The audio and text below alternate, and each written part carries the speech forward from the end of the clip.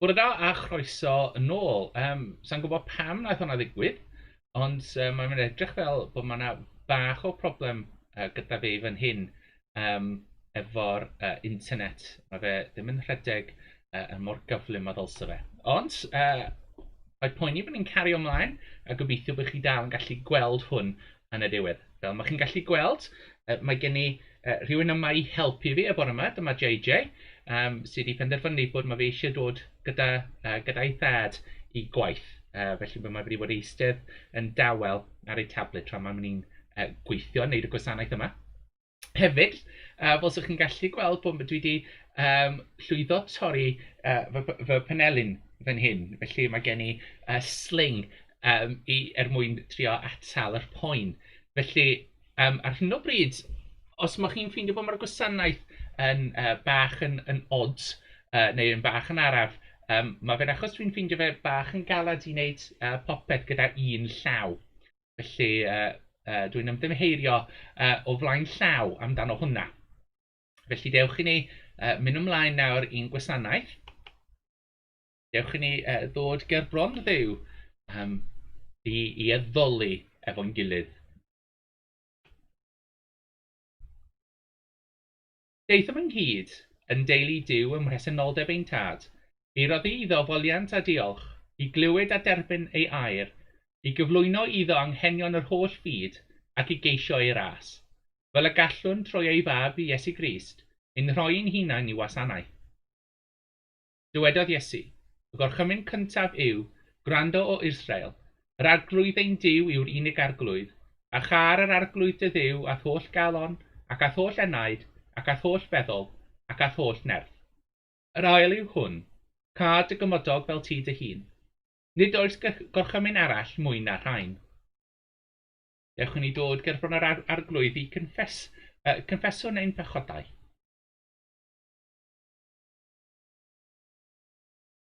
Confesswn ein pechodau wrth y tad, a cheisio i feddeiant a'i dagnefedd. Oll alluog a thrigarog ddew, yr ydym wedi pechu yn derbyn ar feddwl, gair a gweithred. Nid ydym wedi digaru a'n holl galon, nac wedi garu eraill fel y mae Crist yn ein caru ni. Y mae'n wir ddrwg gennym. Andryd y garedd madda i ni. Cynorthwyo ni i ddiwygio ein bywydau, fel y byddwn yn ymhyfrydu yn ewyllus, ac yn rhodio yn dyffyrdd, gyrgoniant i ddenw. Amen. Amen.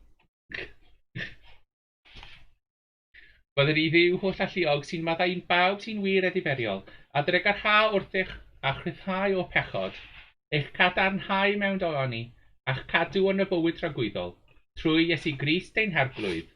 Amen.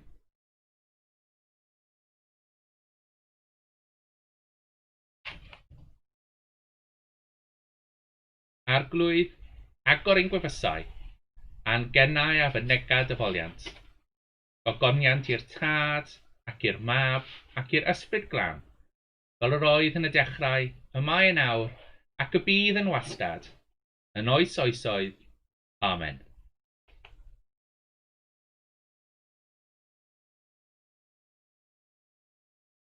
Yn gynnar yn y bore, daw fy ngweddi atat, arglwydd trigar ha, arglwydd trigar ha.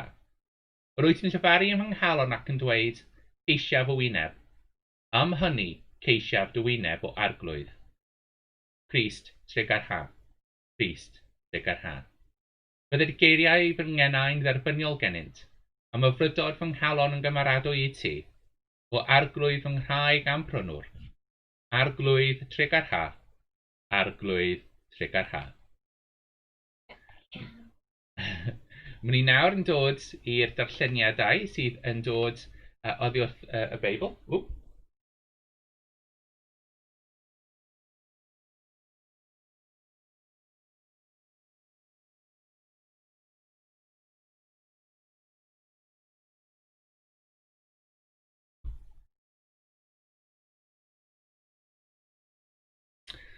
Mae'r darlleniad cyntaf yn dod o Genesis.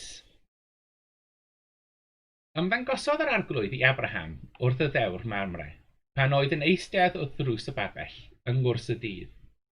Cododd ei olwg a gwelodd 3 gŵr yn sefyll o'i flaen. Pan welodd hwy, rhedodd o drws y babell i'w cyfarfod a'i ymgrymu i'r llawr a ddweud, fy arglwydd, os cefais ffafr yn dy olwg, paid â mynd heibio i thwas. Dylger ychydig ddŵr a golchwch traed a gorffwyso dan y goeden, a dof finnau am thamau o fara i'ch cynnal. Ac wedyn cewch fynd ymlaen. Dyma pan yr ydych wedi ddod at eich gwas. Ac meddant, gwna fel y dwedast. Brysiodd Abraham i'r babell at Sara a dweud, brysio i estyn 3 mesur o fflawd penilliad, tilna ef, a gwna deisynau. Yna rhedodd Abraham at y gwartheg, a chymrodd llo tyner a da a'i roi i'w was, a brysiodd ynta i'w baratoi. Cymerodd gaws a llaeth a llo, llaeth a'r llo, yr oedd wedi ei baratoi a'i gosod o'i blaenau. Yna safodd gyda llaw o dan y goeden tra oeddent yn bwyta. Gofys nasant iddo, ble mae dy wraig Sara, atebodd yntai, dyna hi yn y babell. Yna dywedodd yr arglwydd, dof yn ôl at yn sicr yn hymor y gwanwyn, a chaiff Sara dy wraig fab. Roedd Sara yn gwrando wrth y drws y babell y tu ôl iddo. Roedd Abraham a Sara yn hen, mewn gwrth o oedran, ac roedd arfer wargedd wedi peidio i Sara. Am hynny, gwarddordd Sara yn ddi ei hun a dweud, ai wedi i mi heiniddio am gŵr hefyd yn hen, a caf hyfrydwch. A dwedodd yr arglwydd wrth Abraham, pam a chwarddodd Sara a dweud, a fydda fi'n wir yn planta a minnau'n hen, a oes dim yn rhy anodd i'r arglwydd. Dod yn ôl atat yn yr amser penodol yn hymor gwanwyn, a chaiff Sara fab. Gwadodd Sara iddi chwerthin oherwydd roedd yn arni ofn, ond dwedodd ef, do, fe chwarddaist. Dyma air yr arglwydd. I ddiw a bor diolch. Honey, James. I'm confused. So, un eiliad, dych chi'n rhoi'r baban i lawr. I'm confused. Oh, I did it on your floor.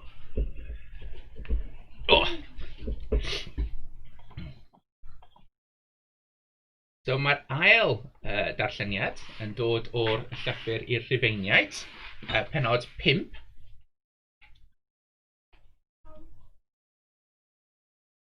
Am hynny, oherwydd ein bod wedi ein cyfiawnhau trwy ffydd, y mae gennym heddwch a Duw trwy ein harglwydd Iesu Grist. Trwyddo ef yn wir, caws yn ffordd, trwy ffydd, i ddod yn gras i hwn yr ydym yn sefyll ynddo. Yr ydym hefyd yn gorfoleddu yn y gobaith, y cawn cyfrannogi yng ngogoniant Duw. Heblaw hynny, yr ydym hyd yn oed yn gorfoleddu yn ein gorthymredal, oherwydd fwyddo mai wrth rymder y daw'r gallu i ymddal. Ac o'r gallu i ymddal, y daw'r rhyddin cymeriaid, ac o gymeriaid y daw gobaith. A dyma obaith na chawn ein siomi ganddo, oherwydd y mae cariad Duw wedi ei dywallt yn ein calonnau trwy'r ysbryd glân. Y mae ef wedi ei roi i ni. Oherwydd y mae Crist eisoes yn yr amser priodol, a'n un ddiamberth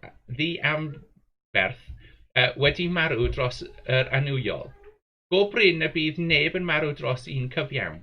Efallai y ceir rhywun yn ddigon dewr i farw dros un da. Ond prawf Duw o'r cariad sydd ganddo tuag atom ni yw bod Crist wedi marw drosom pan oedd yn dal yn bechaduriaid. Mae'n dod i'r trydydd darlleniad sydd yn dod o'r llyfr o'r Gospel yn ôl Sant Matthew. Roedd Iesu'n mynd o amgylch yr holl drefi a'r pentrefi, gan dysgu yn ei synogau hwy, a pregethu efengil y deyrnas, ac iachau pob afiechyd a phob llesgydd.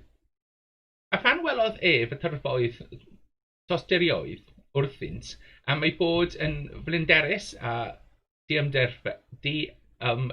adferth fel defaid heb figael. Yna meddai wrth ei disgyblion, y mae cynheuaf yn fawr, ond y gweithwyr yn bryn. Deisefwch felly yr arglwydd y cynheuaf anfon gweithwyr yw cynheuaf. Wedi galw ato ei ddeuddeg ddisgybl, rhoddodd Iesu iddynt awdurdod dros rysbrydion aflan i bwrw allan ac i achau pob afiechyd a phob llesgedd. A dyma enwau'r 12 apostol, yn gyntaf Simon a elwyr Pedr, ac Andreas ei frawd, ac Iago fab Zebedeus, ac Ioan ei frawd, Philip a Bartholomeus, Thomas a Matthew'r casglwr trethi, Iago fab Alphaeus a Tharius, Simon y Zelot a Judas Iscariot, yr un a brydychoed ef. Y 12 hyn a anfonodd Iesu allan wedi rhoi gorchymyn yma iddynt.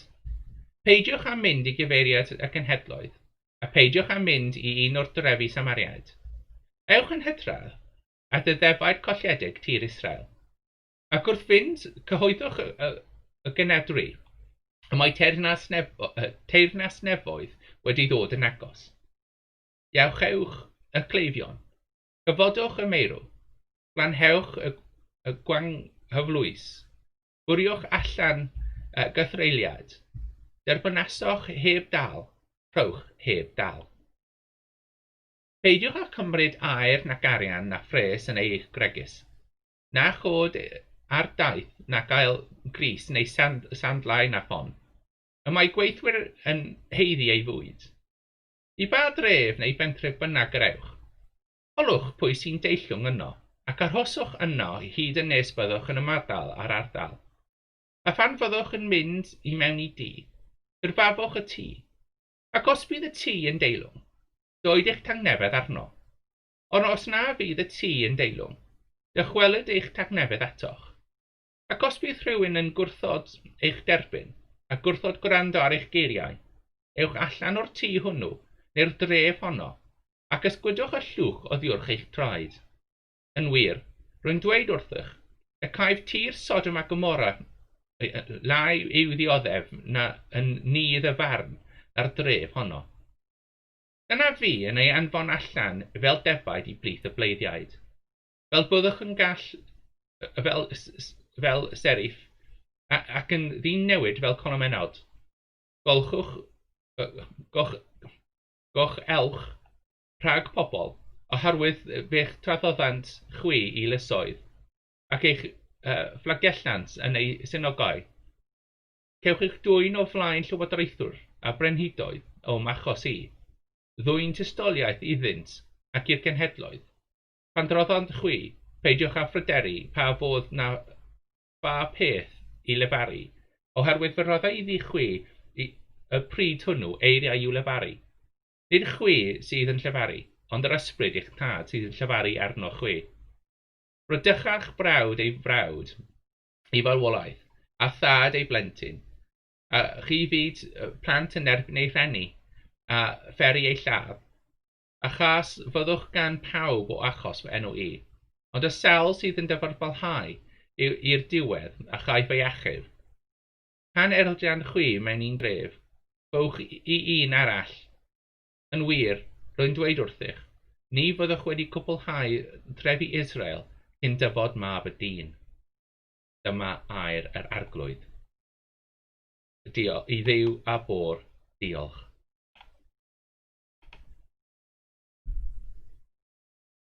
Ni nawr yn ddod i'r pregeth, felly lle bynnag mae chi'n ffeindio eich hun, gewch chi ni cymryd amser i gweddio. O arglwydd, cymryd ein geiriau a siarad trwyddynt. Cymryd ein meddylau a meddwl trwyddynt. Cymryd ein calonnau a disglairio ynddynt cariad Iesu. Amen.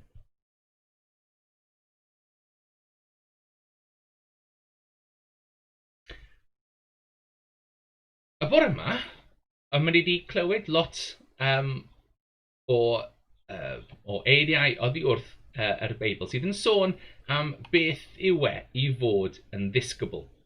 sut ma'n ni ddylsan ni byw, sut y ddylsan ni ymateb i'r pethau o'n cwmpas ni, ac sut y ddylsan ni mynd allan i sôn amdano Iesu i'r pawb sydd yn gwrando. Nes i sôn dipyn bach am hynny ar dydd Sul. Felly, mwyn peidio ddweud yr un peth ddau waith, dwi am siarad i chi dipyn bach am beth na digwydd yn yr Hen Testament.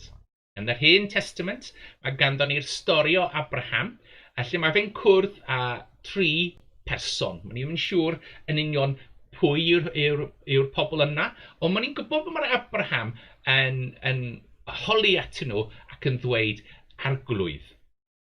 Yn enwedig yn yr Beibl, mae'r gair arglwydd wedi cael ei trosglwyddo fel gair arglwydd am Dduw. Felly, yn ôl y sôn y stori, mae Abraham yn meddwl ei fod yn siarad gyda Dduw.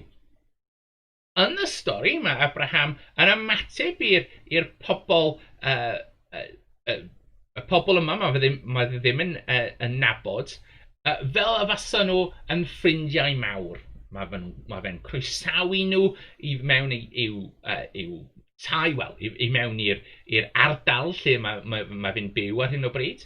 Mae fe'n mynd â nhw i'r coed lle mae yna lle eistedd allan o'r haul. Mae fe'n dod â nhw dŵr a rhywbeth i fwyta. Mae fe'n edrych ar eu holau nhw. Mae yna llinell sydd yn swnio bach yn odds i ni yn y dyddiau yma, lle mae fe'n dweud bod tra maen nhw'n fwyta, dyma Abraham yn sefyll wrth ei ochr ac yn aros.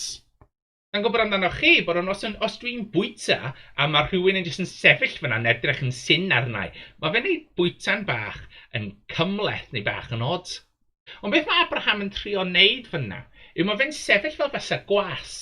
Os bych chi'n meddwl am yr hen tai lle mae gwas yn aros wrth y bwrdd tra mae'r pobl pwysig yn bwyta, mwyn os maen nhw angen yn rhywbeth, maen nhw wedi gallu mynd yn syth i nôl e. A dyma Abraham, tad y ffydd, a mae fe'n sefyll ar bwys y pobl yma fel gwas i'r arglwydd. So, mae Abraham yma yn barod i gwasanaethu'r arglwydd, i wneud beth bynnag mae'r pobl yma yn gofyn amdano. Os maen ni'n mynd ymlaen yn y stori, dyma'r arglwydd, dyma'r pobl yma, mae fe'n nhw'n dweud oddi wrth Sara. Mae nhw'n dweud wrth hi, wel, ddim syth ati, ond lle mae hi'n gallu clywed nhw. Bod pryd maen nhw'n dod yn ôl, bod bydde hi yn cael plentyn. Na, mae hi yn chwerthin, achos yn ôl y stori erbyn hyn, mae Abraham a Sara, maen nhw'n eitha hŷn. A mae fe'n dweud bod mae wedi stopi fod fel mae fod yn arferol gyda gwragedd. Mae nhw'n sôn amdano bod mae Sara wedi mynd heibio'r menopos. Felly mae hi fel mae ni gyd yn deall yn arferol, mae hi'n rhy hen i cael plant. A dyna pam mae Sara yn chwerthin. Achos mae fe'n sôn o bach yn od.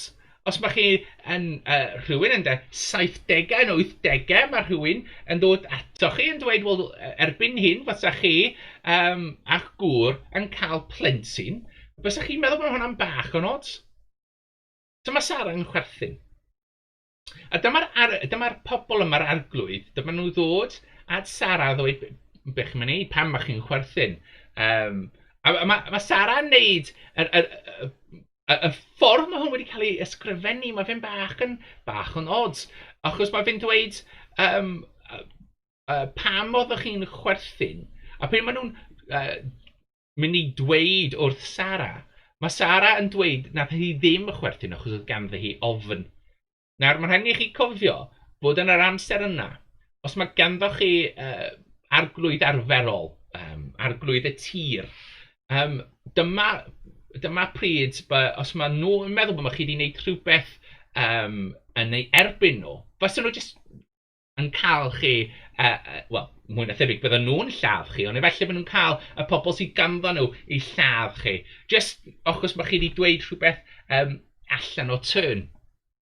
Felly mae Sarah ofyn, achos ar hyn o bryd, mae ni ddim yn hollol siŵr os mae Sarah yn gwybod bod mae rhain yn arglwydd hynny yw ddiw, neu arglwydd hynny yw arglwydd y tir, Lord of the Land. Ac dyma lle mae'r stori yn troi, bod nhw'n defnyddio'r gair arglwydd mwyn trio rhoi yr dau syniad am yr air. Dyma ffordd, mae'r lot o hen storiau yn gweithio hefyd, ac yn enwedig yn yr Hen Testament, yn enwedig yn Genesis. Felly, dyma lle mae fe'n troi bod mae Sarah ddim yn coelio a gallai hi cael plentyn. A beth mae'r stori wedyn yn sôn amdano yw hi yn cael plentyn yn ei hen oed, yn rhywbeth bod mae'r arglwydd pwerus, arglwydd ddiw, yn gallu wneud. Mae'r ateb yw, fel ma'n ni'n gwybod, fel mae'r stori yn mynd ymlaen, yr ateb yw ie. Does dim byd allan o pŵer yr arglwydd. Hyd yn oed, wneud yr peth yma sydd yn, fel ma'n ni'n deall, di hwnt i'r byd naturiol. Mae gallu ddiw sefyll i fewn i hwn a wneud gwahaniaeth. Mae hefyd yn sôn amdano dipyn mwy na bach Sarah, bod mae Sarah ddim yn coelio bod mae hwn yn arglwydd. A beth mae ni yn gallu cymryd o hwn yw bod mae fe gallu bod yn galed pryd mae'r arglwydd yn dweud wrtho ni rhywbeth. Achos fel arfer, pryd mae ni'n sôn amdano'r arglwydd, mae'r arglwydd am mynd i wneud pethau mae ni ddim, i ddechrau, mae ddim yn fodlon wneud. Dwi'n cofio pryd nath yr arglwydd dweud wrtha i bod eisiau i fi y bod yn gweinidog. Oedd e'n syniad hollol dwl. Mae rhaid i fi gyfadde. Nes i ddim yn union chwerthin, ond o'n i yn meddwl oedd e'n syniad bach yn twp. Ond edrych dyma lle dwi heddiw o fore yma'n siarad i chi fel gweinidog yn yr eglwys. Ond beth mae hwn yn ddangos i ni? Bod dylsyn ni cael fwy o trust yn yr arglwydd. Bod does dim byd allan o pŵer yr arglwydd. A pryd mae'r arglwydd yn dweud wrthon ni mae hwn yn mynd i fod yn ffaith, mae hwn yn mynd i ddigwydd. Dylsyn ni mor belled am yn gallu, dylsyn ni trysto yn mewn i'r eiriau yr arglwydd. Os mae'r arglwydd yn dweud yna dyma yn mynd i ddod yn wir. Efallai mae fe ddim yn ddod yn wir yn fuan. Naeth e cymryd rhai misoedd cyn i Sarah gwybod oedd y geiriau yma wedi dod yn wir, fel mae pobl wedi cael plant yn nabod. Mae fe'n cymryd yr amser tan bod chi'n gwybod bod mae chi wedi bod gyda dod gyda plant. A beth mae'r stori yma'n rhoi i ni? Wel, mae fe'n dangos i ni bod hyd yn oed yr pobl yma sydd yn mam a tad y ffydd, hyd yn oed ar y ddechrau, oedd e'n galed i'r pobl yma sydd mynd i fel arfer yn dal lan fel enghraifft da o beth i'w fod yn dilynwr yr arglwydd, bod hyd yn oed nath nhw ffeindio fe'n galed i ymateb gyda'r arglwydd. Nath nhw ffeindio fe'n galed i wneud a trystio'n yn cant a cant i fewn i'r geiriau i'r arglwydd. Felly gallen ni cymryd hwnna fel bach o helpu ni hefyd, bod os mae ni'n ffeindio fe'n cymleth, nath Abraham a Sarah hefyd. Ond hefyd, dylsyn ni hefyd clywed y geiriau Abraham a Sarah sydd yn dod ar ôl hwn. Bod mae rhaid i ni rhoi fwy o ffydd yn yr arglwydd. Mae rhaid i ni trysto'n geiriau'r arglwydd, achos mae'n ni'n gwybod mae'r rhain yn mynd i ddod yn wir. Felly heddiw, hyd yn oed bod ni yn safle gwahanol, a mae hwn yn newid dydd i ddydd. Mae rhaid i ni cael ffydd yn yr arglwydd. Os mae'r arglwydd yn ddweud bod mae popeth yn mynd i fod yn iawn, dyna mae rhaid i ni rhoi ffydd ynddo. Os mae'r arglwydd yn ddweud bod mae'r arglwydd yn mynd i fod gyda ni yn yr amser galed yma, mae rhaid i ni rhoi ffydd yn yr arglwydd a gwybod bod mae hwnna'n mynd i fod yn wir. Os mae'r arglwydd yn dweud wrthon ni, fel y mae trwy yr Beibl i gyd, bod mae fe yn mynd i fod gyda ni yn y bywyd yma ac yn y bywyd sydd i ddod. Mae rhaid i ni cael ffydd yn y geiriau yna. Mae'r stori yma yn stori syml. Mae ganddo fe ddwfn, y ddyfnder o pethau mae rhaid i ni meddwl amdano. Cymryd y stori yma, meddwl amdani. Dal yn dy feddwl trwy'r wythnos. A gweld os mae chi hefyd yn gallu gweld pa mor dwfn dylsyn ni cael ffydd yn ddiw trwy'r Iesu. A dylsyn ni'n gwybod, fel Sara, bod hyd yn oed pa mor wyllt mae'r syniad yn. Mae popeth mewn pŵer yr Iesu. Amen. Mae'n ni nawr yn ddod i'r credo apostolion.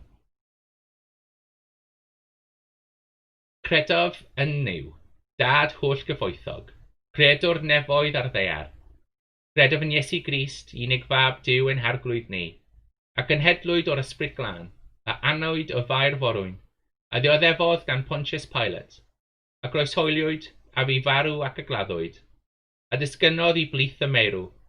Ar y trydydd dydd fe atgyfododd, esgynnodd i'r nefoedd, ac yma'n eistedd ar ei hewlawr tad, ac fe ddaw i farn i'r byw a'r meirw, credaf yn yr Ysbryd Glân, yr Eglwys Lân Gatholig, cymer y saint, y ddeiant pechodau, a'r gyfodiad y corff, a'r bywyd tragwyddol.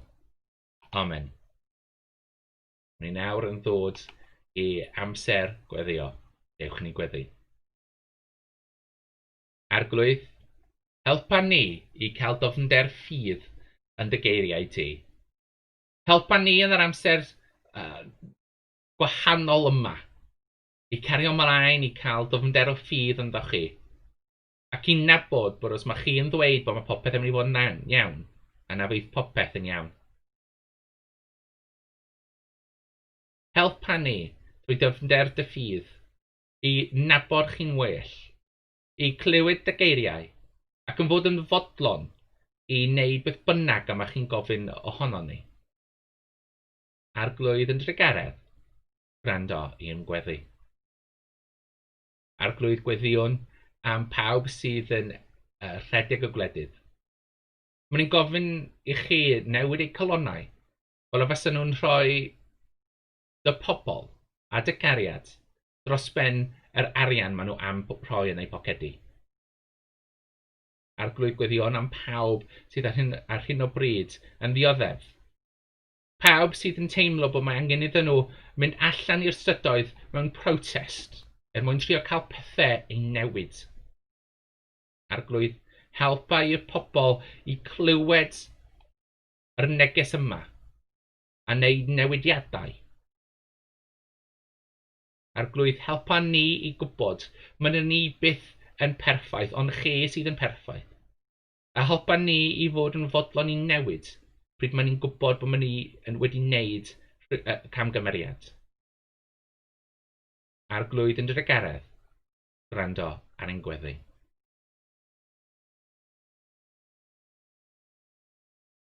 Arglwydd gweddiwn am dy eglwys, yn enwedig yr eglwys yng Nghymru. Gweddiwn am yr newydau sydd o'n flaen. Gweddiwn am pawb sydd ar hyn o bryd yn wneud gwasanaethyddion ar llinell, pawb sydd yn edrych am ffyrdd i wneud gwasanaethau yn newydd a gwahanol. Mae'n ni hefyd yn gweddio am pawb sydd ar hyn o bryd yn edrych ar pa posibilrwydd sydd i ail-agor ein eglwysu ac i ail-cynnal yr pethau mae'n ni'n arfer. Helpa ni i paid colli unrhyw beth newydd mae'n ni wedi ffeindio yn yr amser yma ac helpa ni i adio hwn i gyd i'r gwasanaetheuon yr ydym ni'n wneud fel arfer. Arglwydd yn drygaredd, gwrando ar ein gweddi. Arglwydd ni'n gweddio am pawb sydd yn ffeindio bod mae fe'n galed i ddal ar ei ffydd.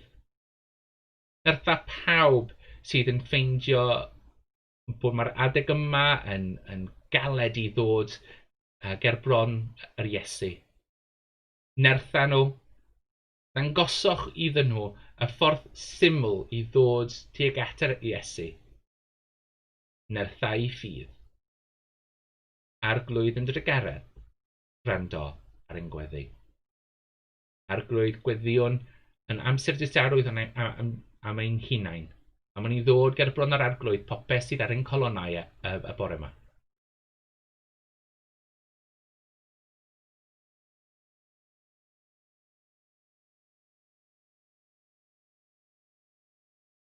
Arglwydd rydyn ni'n gwybod bod mae chi'n clywed ni pryd mae'n gweddio. Arglwydd yn drygaredd, gwrando ar ein gweddi. Arglwydd gweddio am pawb sydd yn sâl ar hyn o bryd.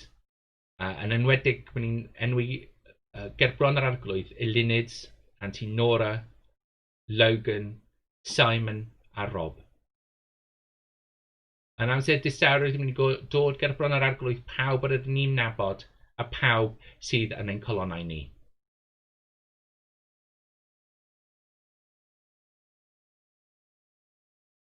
Arglwydd nertha nhw gyda dy ffydd. Arglwydd yn drygaredd, gwrando ar ein gweddi. Arglwydd gweddio am pawb sydd wedi gadael y bywyd yma yn dy ffydd a dy gariad. Fel ma'n dod i sefyll ger bron yr arglwydd, croesawch nhw.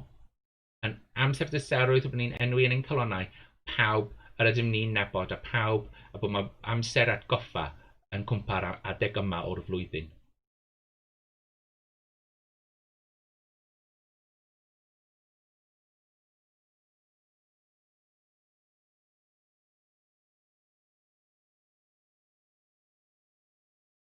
Arglwydd, helpa nhw i gorffwys gyda chi a codi i'r bywyd tragwyddol. Arglwydd yn drygaredd, gwrando ar ein gweddi. Arglwydd gweddio dros yr ysbryd glân, i ddod i'r llefydd yma, i ail cynnal ni ac i codi ni, i helpa ni i tyfu yn dyfnder ysbryd ac yn dyfnder gwasanaeth. A maen ni ddod ar gweddiau yma gyda'i gilydd gan ddweud y gweddi yn ydych chi i'n ddysgu ni gan ddweud ein tad, yr hwnnwyt yn y nefoedd, sancteiddiau dy enw, dyled dy deyrnas, gwneled dy ewyllus, magis yn y nef, felly ar y ddeiar hefyd. Daroi ni heddiw ein bara beunyddiol, a maddau ni ein dyledion, fel y maddeuon innau i'n dyledwyr, ac nac arwain ni i brofedigaeth, eithir gwared ni rhag drwg, canis eiddo tir deunas, a'r gallu a'r gogoniant, yn oes oesoedd. Amen. Rhagwyddol Dduw, fy nhonell bob dyhydedd sanctaidd, bob cyngor a phob gweithred gyfiawn. Dyroedd wasanaethyddion y tangnefedd hwnnw na all y byd ei roddi. Fel y bo i ni o'n gwirfodd ufuddhau i'th orchymynion, ac wedi ei rhyddhau rhag ofyn ein golynion, deilion amser mewn heddwch a thangnefedd, trwy Iesu Grist ein Arglwydd. Amen. Goleau'n tywyllwch gweddion arnat o arglwydd, ac yn dyfawr dygaredd, amddiffyn ni rhag pob perygl ac embydrwydd y dydd hon, drwy caniad unig fab ein gwaredwr Iesu Grist. Amen. Iddi'r tad, a'n carodd ni a'n gwneud yn gymaradwy yn yr anwylyd. Iddi'r mab, a'n carodd ni a'n golchi oddi wrth ein pechodau trwy ei waed ei hun. Iddi'r ysbryd glân, sy'n tywall cariad Duw ar hyrled ein colonnau. I'r un gwir Dduw, y bo'r holl greadur a'r holl ogoniant, dros amser a thros ragwyddwyldeb. Amen. Byddai'r arglwydd eich bendithio o'ch cadw. Byddai'r arglwydd lywyrchu ei wyneb arnoch a bod yn dygarhaw wrthych. Byddai'r arglwydd edrych arnoch yn gariadus a rhoi i chwyd angnefedd. A bendith Duw holl alluog y tad, y mab a'r ysbryd glân. A fo gyda chi nawr a pob amser. Amen. Mae'n ei ddweud y gras efo'n gilydd. Gras ein harglwydd Iesu Grist, a chariad Duw, a chymdeithas yr ysbryd glân, a fod y gyda ni oll byth bythoedd. Amen. Yr arglwydd a fod gyda chwi, a hefyd gyda thi. Ewch yng nghangnefedd Crist, i Dduw y bôr diolch. Wel, diolch am ymuno gyda ni y bore yma. Dwi'n gobeithio bod mae hwn wedi dod allan yn iawn, achos dwi'n gael yn gweld bod mae dal bach o problemau internet gyda i y bore yma, so gobeithio bod mae hwn wedi dod allan yn iawn. Ac wrth gwrs, cofio bod chi eisiau cadw mewn cyswllt efo'r teulu Hafod. Mae yna lot o ffyrdd i cadw'n cyswllt. Oddi tan yr fideo yma, mae chi'n gallu gweld ein wefan, mae chi'n gallu gweld Twitter a Facebook, a hefyd mae chi'n gallu gweld lle mae chi'n gallu ymuno i newsletter ni sydd yn dod allan mwy na lai unwaith yr wythnos. Os mae chi'n gwybod rhywun sydd eisiau fod yn cyswllt gyda'r eglwys, ond maen nhw'n dal yn gatref, does dim ffordd i nhw dod online, please, bod yn cysylltwch gyda ni, mwyn ni'n gallu hala pethau allan iddyn nhw mewn y post, fel does dim rhaid i unrhyw un bod heb cyswllt yr eglwys yn yr amser yma.